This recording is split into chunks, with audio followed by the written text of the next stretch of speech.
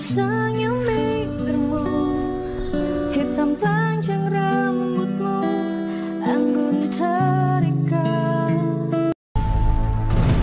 Oh, kalau sudah kakek-kakek begini itu, mau pacaran aja susah.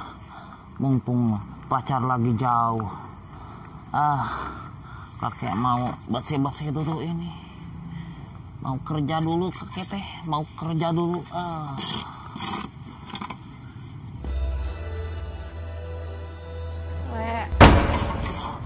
Kamu kenapa sih nggak bilang sama aku? Aku terima kamu tuh apa adanya. Kakak ini sudah tua sayang.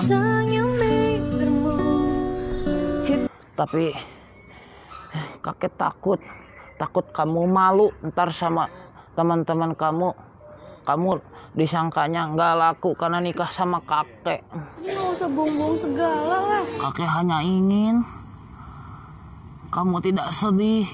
Aku nggak sedih. Kamu nggak pernah bikin aku sedih.